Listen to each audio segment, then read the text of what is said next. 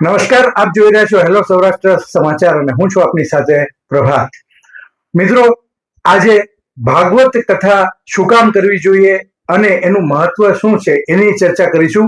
જેના માટે મારી સાથે છે અત્યારે રાજકોટના ખૂબ જ યુવા અને જાણીતા ભાગવત કથા વક્તા રાજેશભાઈ ત્રિવેદી.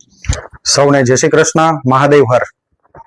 રાજેશભાઈ, જાણવા મળ્યું કે આપ ભાગવત કથા જે 14મી જાન્યુઆરીએ કરવા જઈ રહ્યા છો એ બાબા કાશી વિશ્વનાથના ધામમાં કરવા જઈ રહ્યા છો, તો એની પાછળ આપને પ્રેરણા કેવી રીતે મળી અને આનો હેતુ શું છે ત્યાં કરવાનો?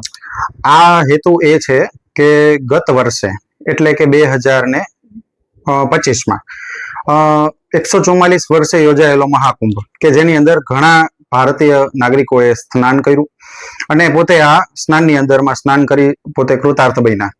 પણ ઘણા લોકો એવા છે કે જે આ સ્નાનનો લાભ નથી લઈ શક્યા.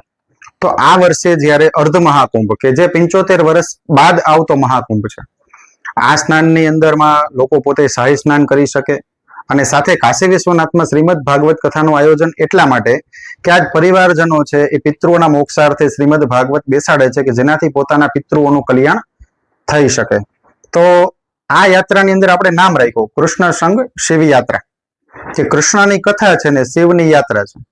ત્યારે આ શ્રીમદ ભાગવતની અંદરમાં લોકો આવી આ શ્રીમદ ભાગવતનું રસપાન કરી પોતાના પિતૃઓનો તો ઉદ્ધાર કરી શકે, સાથે પોતાના ઉદ્ધાર માટે ત્યાં કાશી વિશ્વનાથના સાનિધ્યમાં જેટલા મંદિરો છે એનો પણ મહિમા આ શ્રીમદ ભાગવતની અંદર આપવામાં આવશે કે જેથી એને તીર્થ ક્ષેત્રનો અનેરો આશીર્વાદ મળી શકે છે.